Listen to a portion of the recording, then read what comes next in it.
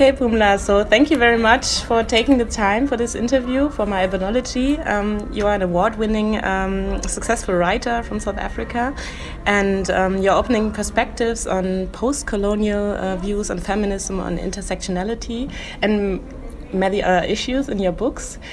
So thank you a lot for being here. Thank you very much for having me. I'm very grateful that you invited me, and that and it's lovely to see you and to have a chance to talk to you. Thank you. And to also, of course, then be part of MyUrbanology. Thank you so much. If you can just introduce yourself shortly to our audience. Sure. I'm a feminist South African writer, Black South African, and I work my day job because I don't write full time. So I'm a professor of literature of African and African diasporic literatures, and as an author I work on. I've got 4 books. The first book is an academic book which came out of my PhD. It looks at slave memory, the emergence of slave memory in post-apartheid South Africa. My second book was a sort of cultural reading of a feminist Afro pop song who's South African. Her name is Simpiwe Dana. So that book is called A Renegade Called Simpiwe, and she's kind of very feisty. And there was a time when people were so I use her in the book to think about how South Africa, on the one hand, loves loud, out of control women, but at the same time is always trying to control them. And so often, so I kind of I look at her life, but I use it to talk about kind of being a Black woman who's opinionated in South Africa, and this weird love-hate relationship South Africa has with women like that. My second book is called Rape, a South African Nightmare. It won the Alan Payton Sunday Times Award in South Africa, which is kind of the biggest, it's the biggest non-fiction award in the country. And that one I try to understand South Africa's rape crisis historically and in the contemporary moment. So I look at, why, despite all of the resources that are put into fighting rape, we're not winning this war, and what try to think about how we got here and how some of the institutions that we're trying to use, in fact, can't. So it's like the South African justice system, for example, is founded on not believing Black women who say they've been violated. So I ask, can a legal system founded on the assumption that Black women can never be raped actually 400 years later have the capacity to deal with complaints of rape in ways that are meaningful? And then I look at so that book has done really. I was very surprised. I thought 10 people would read it. Honestly, when I wrote it, I thought 10 people are going to read it, 10 other crazy feminists are going to read it, and then that's going to be the end of it. But it's done very well. It's just gone into its 12th reprint. And then my most recent book is Reflecting Rogue, Inside the Mind of a Feminist, and it's mostly autobiographical essays. So I have a love letter to kind of my feminist friends. I think about becoming a mother as a feminist. I write about teaching. I write about things that I like. I write about things that annoy me in the world. So it's a series of autobiographical essays, and I think I like to think it's my most personal book yet. My publisher keeps saying to me, write a memoir, and I say, I'll never write a memoir. This is the closest you're gonna get. There's not more. No, because I'm 46. So I always say to her, no, I like that I lived my crazy 20s before cell phones had video camera. There's certain things that are going to stay there. I'm not sharing them. And she says, what did you do? And I go, nobody's going to know. There's no evidence. Wow, nice. Okay, so we actually met at the African Book Festival in Berlin. I was so pleased to attend the panel that you talked on, and I wanted to ask you what does it mean for you to be a Black feminist and also an African feminist? Sometimes they mean very similar things. So I'm a Black South African. So being Black is a very important identity for me. And so being a Black feminist means, like being an African feminist, means that I'm an intersectional feminist. It means that I can't think of patriarchy without thinking about race, without thinking about histories of Black and Black, African, and other people of color in the world. It means that it's a feminism that also kind of works from that place of intersectionality of race and class and specific ways of thinking about sexuality and class and so on. But it also, of course, means for me that I'm very interested in I mean, as a feminist generally in the world, I'm an internationalist. But being an African feminist and being a Black feminist specifically means that at the center of my feminism are other Black women and African women. And so I answer to both African feminists and Black feminists because in different places in the world means different things. I often find that when I'm in kind of intracontinental African feminist settings, those of us who come from settler colonial states like Southern Africa and East Africa in many countries often talk about race a lot. But I often find that many people who had a different kind of colonialism, which wasn't kind of a settler colonialism on the African continent, often seem to have an aversion to how much we talk about race. So I'm happy to be, I call myself both a Black feminist and an African feminist. It also means, of course, that I value certain ways of being a Black woman and an African woman in the world. So it's been part of a movement. It's a particular kind of feminism that has at its center women like me of different classes and different races and different sexual orientations and different gender expression, and it's also a source of great joy for me. It's incredibly energizing, and it's a movement that I am deeply and passionately in love with. So, yeah. I could feel that yesterday on the panel already. So in your writings, you write Black woman as one word. I find that really interesting, and you also mentioned that yesterday in the panel. Would you explain that another time for our audience? Why? Sure, absolutely. I write it as a woman because I think when you're a Black woman in the world, and when you have feminist politics, when you're a Black feminist in the world, very often, and I mean, this is not something new, like Afro-Germans, like MyU were talking about this, and Audre Lorde, and the Caribbean, so Black women from different places in the world have been talking about this for a long time, this idea that part of being a Black feminist in the world, or a woman of color feminist in the world, is often this expectation, because often this expectation, even though Black feminism and African feminism and women of color feminism have been around for a long time.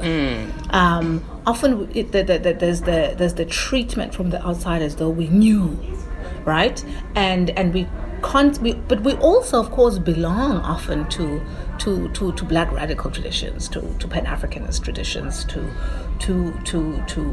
the global feminist movement, which is kind of multi-raced. But very often the demands from those is that we prioritize our womanness as though it's something we can do, or we prioritize our Blackness as though it's something to do.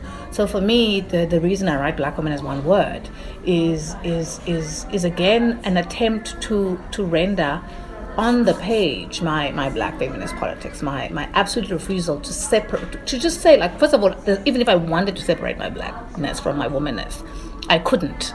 But it's an insistence of saying, I'm a Black woman. I'm not a Black woman. I'm not a woman who is Black. I'm always a Black woman. and so it's that's why I write it in that way. And also to just kind of, so to represent on the page that inseparability, that impossibility of separating those two for myself, and also, of course, to kind of, it's kind of, I always imagine that it's like a little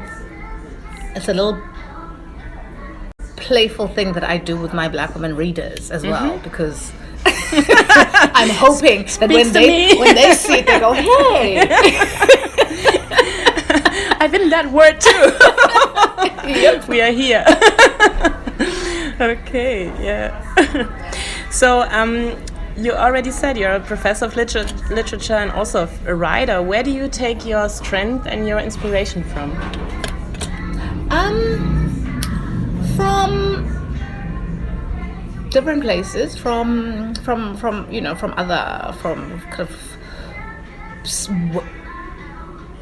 other Black women, from my family. I mean, my family is very strange, I think in the best possible ways, but it also, of course, dysfunctional, like all families are in the world at the same time. So it's not perfect.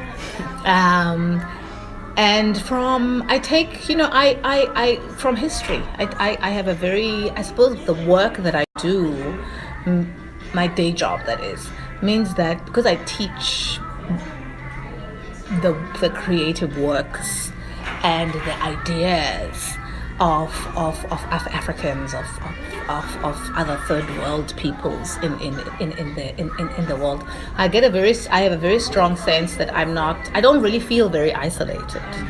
And also because I think that I live at a very, in some ways, I guess, in a very advantageous time in the history of the world, where I've been part of building some of those networks within the country of Black women and like-minded Black women, but also feel very much a part of that global network, whether it's literally people that I know or just, I think there's a sense in which we're feeling more and more connected. Of course, those connections have always been there, but they've been fleeting and harder. But I think with the terms of communication and social media and so on, and the capacity to travel, those those connections are more and more visible and available to us, even if they're not automatic. We still have to work at them, but yes, so that's where I draw my strength. It's really nice that you talk about networks. It's my next question, actually. Yeah, because I'm also very interested in the topic, and we are, as MyUrbanology, also how to connect like-minded people together and how to, therefore, uplift us, one another. So, which kind of potential do you see in Black women connecting and networking together? I mean, also within one country, but also absolutely. Look, I mean, I think that we're doing some of that work.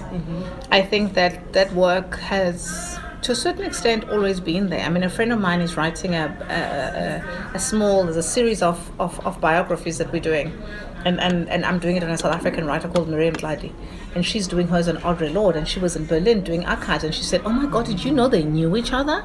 And I'm like, "What?" I mean, I knew that Audre Lorde had done work with several Afro-German women several decades ago, and I saw these connections have always been there, but I think that we're often surprised by how many there were.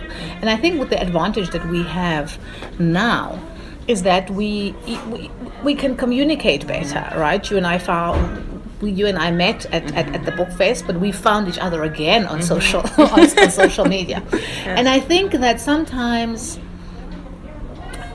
the benefit that comes with social media and a better connected world is precisely that we often challenge to cross those boundaries that we question, but that we often sometimes just kind of take as normal, those natural boundaries. And of course, there's issues of language, and there's issues of there's a lot of work. I think we all work many of us work very, very hard. We were just talking before the interview of how many things that you do, and so it can be difficult. So I don't want to create the impression that I think it's so easy, anything is possible now, but I think that they're worth it, and I think that we have to work on them, because I think that we're better for it. Otherwise we can get quite myopic, I think, in terms of and I think they're necessary because they allow us to look. I think white supremacy and patriarchy and capitalism are mutating all the time. And I think that we need to continue to do our work in ways that are adapting all the time.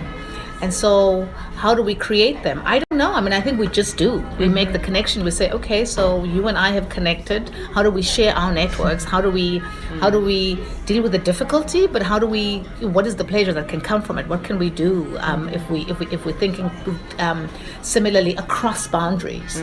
And yes, with some attempt sometimes to meet physically, but not allowing the fact that we live across such different spaces and speak different languages. I think we can think about, well, how could it be a strength for us to think about the fact that we work in spaces that are so physically separated, and sometimes language becomes this thing that looks like it's impermeable. But here you and I speaking quite happily. So clearly it isn't as impenetrable as we often think it is. So I already come to my last question. If you could, if you just look into the future, and you could just make a wish on how you would the future wish to be. What is your vision of the future of our societies? I think that I'd like to see the future of our society as one where women and non-binary people have less policing or no policing, right? I think it's one where I see freedom of movement, because I mean, of course now we have freedom of movement, but it's only freedom of movement for powerful and privileged people. So the absence of surveillance, the possibility, a more fluid sense of what people can be and where they can be. I think it's a society where I'd certainly like to see our internal lives, our imaginations, our interiority taken more seriously. So where healing is less demonized, where we are able to so those structures that lock us into place, right? So a society where there's difference, but where difference is not a way of organizing in terms of proximity to power. And so I don't think it's so when I think of kind of the future ideal world, I don't think of one where we're all the same. I think we're all very different, but difference is not hierarchical. It's just a thing. It's an enriching, crazy, exciting, energizing, frustrating part of life, but it's, it can be play, it can be illuminating, it can be all of these things. There's freedom of movement, there's there are no wars, and it's a post-capitalist world. I don't know exactly what it looks like, but it certainly isn't a capitalist world. It is one where work is rewarded and valued. Different kinds of work are valued and rewarded, where the works of the imagination are valued in the same kinds of way. They're not. Where the creative products, I don't want to say products, whatever, creative energies are as important as the sciences and those kinds of things. And it's a gentler world. I think it's a gentler world, and it's a world where we have completely forgotten about the split that we're disciplined into now between the body and the mind, where actually we have a more integrated sense of who we are. So that's my I'm gonna be there too. I like it. Where's the train where we can take it? Oh, I love it. Let's make the train. Okay, we are on that. Yeah. What's yours? Oh wow. I'm sorry, I know you're supposed to be asking the questions, but it's okay. I'm already finished with mine. I think an important point of my vision of the future is that it's actually built in a way where we can express more of our true selves without thinking that we have to fit into images, without living in projections all the time. And and I think if it's possible for us to express more of what we have within and what we carry as gifts for the world, and it will be automatically a peaceful world. And Oh wow, absolutely. Yes, that sounds wonderful. I want to live there. Okay. So we continue with our work and try to do our best. Thank you so much, Pumla. Thank you so much.